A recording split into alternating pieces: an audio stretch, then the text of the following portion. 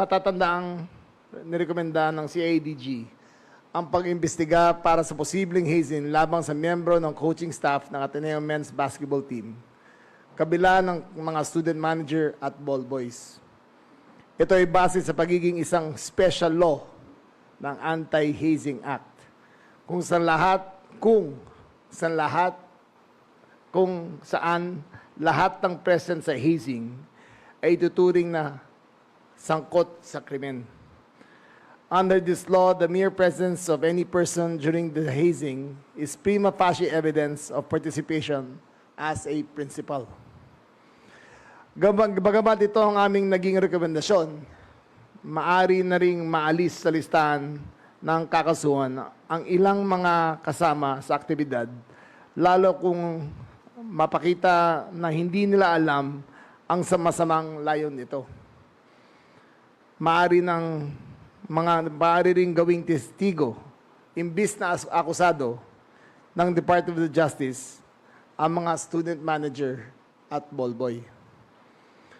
Ang pinakamahalaga sa amin ay mapanagot ang siyang mga nagplano at sinadyang pahirapan ang mga student athletes.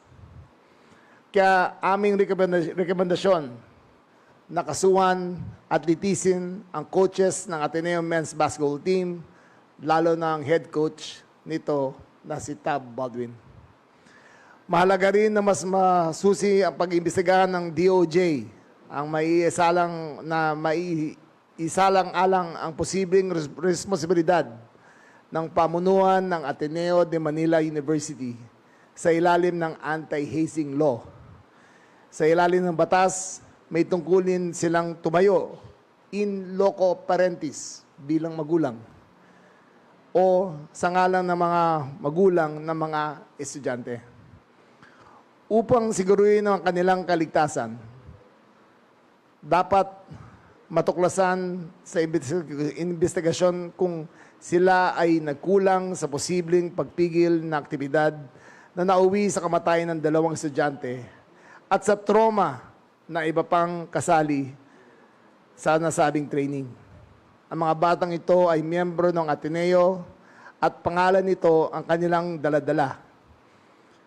Pangalan na tungkulin ng universidad na pangalagaan. Kaugnay dito, aming nililinaw na walang ibang student athlete ang nakitaan dahilan upang maging respondent sa kasong aming nirerekomenda. Sila ay pawang mga biktima rin na marahas na training na naganap. Sa huli, hindi lamang ito usapan ng pananagutang legal. Ang trahedyang naganap ay nag-iwan at matagal na mag-iiwan ng pinsala sa lahat ng estudyanteng naroon sa insidente.